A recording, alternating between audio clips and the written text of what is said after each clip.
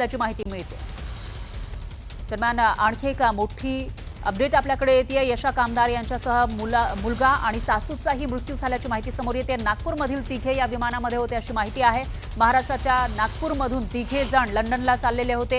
अहमदाबादवरून त्यांनी या विमानामध्ये ते बसले असतील, बोर्डिंग केलं असेल, मात्र त्यांचाही या दुर्घटनेमध्ये मृत्यू झाल्याची माहिती आहे।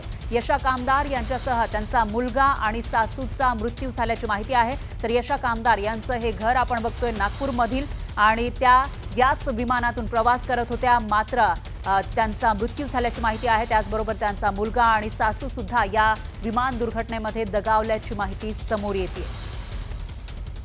आणि याविषयी अधिक माहितीसाठी आपले प्रतिनिधी ऋषभ पुरकुंडे हे आपल्यासोबत फोन लाईनवर जोडले गेले आहेत। ऋषभ, एक मोठी दुर्घटना अहमदाबादमध्ये घडलेली आहे, मात्र त्याच्यामध्ये महाराष्ट्राच्या नागपूरमधील ही जी फॅमिली आहे ती होती अशी ही माहिती मिळते।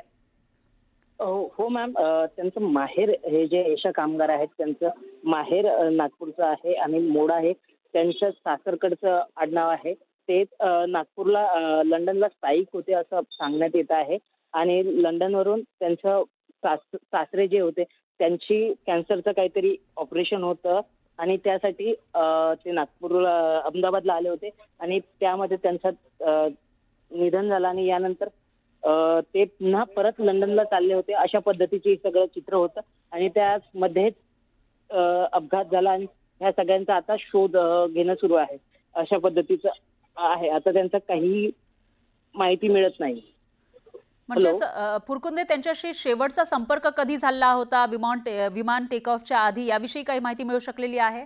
त्यांच्या घरातील जे फॅमिली आहेत अहमदाबादची, ते सांगत आहेत की त्यांना विमानतळावरून काहीतरी कागद नव्हते किंवा त्यासाठी परत पाठवण्यात आलं होतं, तरीही पुन्हा त्यांनी ते कागद जमा केले आणि त्या विमानात गेले, अशा पद्धतीचं आहे ते काहीतरी। आणि त्याचमध्ये त्यांच्यासोबत त्या विमान निघायच्या आधीपर्यंत त्यांची अहमदाबादची फॅमिली त्यांच्या संपर्कात होती।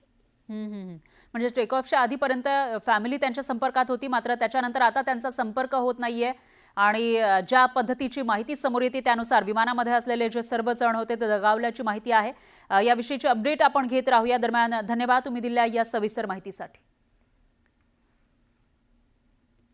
तर एक मोठी दुर्घटना घडलेली आहे विमानाची, आणि त्यामागचं कारण नेमकं काय असा सवाल आज प्रत्येक जण विचारतोय। त्याची अपडेट घेण्यासाठी